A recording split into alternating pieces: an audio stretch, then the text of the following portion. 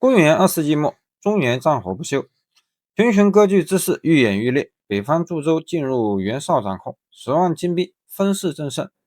而许都之畔，曹操仅率2万长兵，粮草匮乏，人心未稳，被视作随时可能被碾碎的弱者。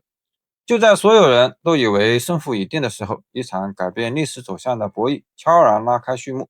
强弱易逝，生死逆转，究竟谁能掌控命运？公元198年，袁绍跑到冀州，打败了占据在那儿的公孙瓒，然后把青州、幽州、并州全部占为己有。经过一段时间的发展，袁绍已经拥有了10万大军，曹操当时只有2万人马。从实力上来看，袁绍说得上是当时割据势力中最强大的。曹操人马虽少，但他时刻想要把袁绍灭掉，而在这之前，他必须先壮大自己的势力。曹操首先对盘踞在寿春（今安徽寿州）的袁术发动进攻，没用多少时间就把袁术的军队打得落花流水，逼得袁术弃城逃跑，投奔了袁绍。接着，曹操暗中命人在河内郡挑起事端，再发兵攻打，最后占领了河内郡。这个时候，曹操的领土差不多包括了黄河以南、淮汉以北的大部分地区，而袁绍正好位于黄河下游以北的地区，两个人形成了对立局面。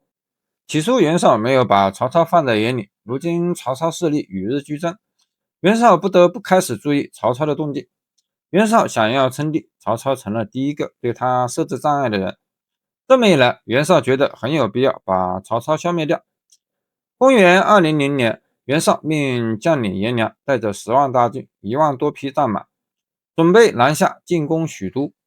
曹操早就想和袁绍大战一场，如今机会来了，自然很兴奋，但是他的部下却忧心忡忡。很多人认为袁绍兵强马壮，胜利的机会非常渺茫。曹操却不以为然，他对袁绍十分了解，认为袁绍完全没有别人说的那么厉害，只是一个妄自菲薄的小人，根本不懂得用兵打仗，还对手下人态度恶劣，可以说袁绍在军中不得人心。所以曹操不惧怕袁绍，他把自己所有的兵力都集中起来，先让战霸带着一队士兵从南阳（今山东临沂北）到达青州，占领祁郡（今山东临淄）、北海（今山东昌乐）和东安（今山东沂水县），防止袁绍部队从许都的东面进行偷袭。曹操率兵进据冀州黎阳（今河南循县东黄河北岸），令于禁率步骑2000屯守黄河南岸的重要渡口延津（今河南延津北），协助扼守白马（今河南滑县东黄河南岸）的东郡太守刘延，阻止援军渡河和长驱南下，同时以主力在官渡（今河南中牟东北）一带筑垒固守，以阻挡袁绍从正面进攻，派人镇抚关中，拉拢凉州，以稳定侧翼。2万人马对10万人马，获胜的可能性确实很微小，因此曹操没有把兵力分散出去，而是集中守住几个重要的地方。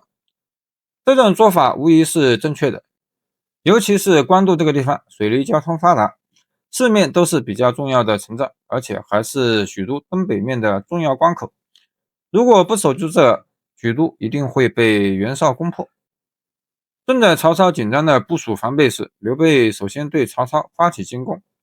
当时刘备从曹操手下逃跑，并且占领徐州，令曹操大为光火。如今刘备经过一段时间的休整和发展，手下已经有了1万多人，还占领了下邳和沛县。他听到袁绍准备讨伐曹操的消息，便和袁绍联合起来，由他先一步发动进攻，让曹操措手不及。然而刘备才刚刚出兵，曹操就亲自率领军队朝沛县攻了过来，没多久就占领了沛县，还抓住了关羽。关羽被带到许都，曹操厚礼以待，任命为偏将军。刘备则跑到袁绍那儿躲了起来。颜良先围攻白马城，曹操率兵迎战，他故意把部队带到延津（今河南延津北），在白马以西，让颜良以为他们要从那儿过河。援军果然上当，颜良派一队人马来延津攻打曹军。曹操看准时机，突然带军杀回白马，打得颜良措手不及，曹军士气高涨，援军节节败退，颜良最后被关羽杀死，白马城归曹操所有。袁绍听到颜良阵亡的消息，大吃一惊，想到自己损失了一名大将，不由得十分痛心。但他仗着自己兵马充足，还是没有把曹操放在眼里。曹操解了白马之围后，迁徙白马的百姓沿黄河向西撤退。袁绍率军渡河追击，军至延津南，派大将文丑与刘备继续率军追击曹军。曹操当时的骑兵不足600，驻于南坂，位于白马南，而援军达5、6千骑，尚有步兵在后跟进。曹操令士卒简安放马，并故意将辎重丢弃道旁。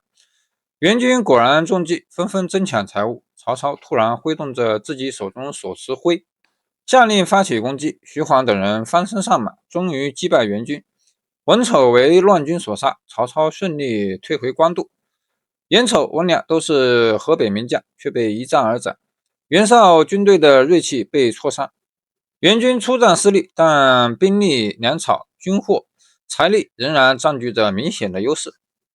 袁绍命大军兵分两路，呈东西两方向围攻官渡。曹操出兵迎战，但被援军打败，退了回去。之后，曹操又发动了几次进攻，全部以失败告终。袁绍修建了很多高高的木楼，还用沙土堆出一个个小山丘，弓箭手就站在木楼上，或者埋伏在山丘后面。曹营放箭，射杀了很多曹军。曹操的一个谋士想了一个好办法，他让士兵们制造出一个能够把石头抛出去的霹雳车，大块的石头从半空中砸落在木楼上，不但毁坏木楼，还砸死了不少援军。袁绍见计谋失败，又想出挖地道的方法，打算从地下偷袭曹营。可是曹操发觉了援军的计划，那些地道随即被曹操用土封住了。3个月时间过去了，曹军和援军多次交战，谁也没有取得实质性的胜利。如果一直僵持下去，曹军会因为粮草缺乏而被援军打败。曹操急得不知该怎么办才好，士兵们精神不济，信心大减，这样下去后果不堪设想。正在这时，袁绍从后方又调集了很多粮草，存放在乌巢，经河南延津东南，由将领崇于琼看守。而此时曹军的粮食只能支撑1个月时间，情况十分危急。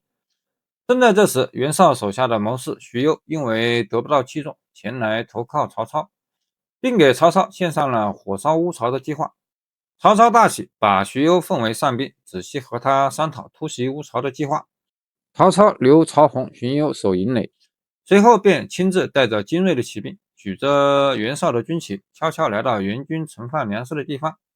曹军在乌巢四处纵火，粮仓瞬间被大火侵吞。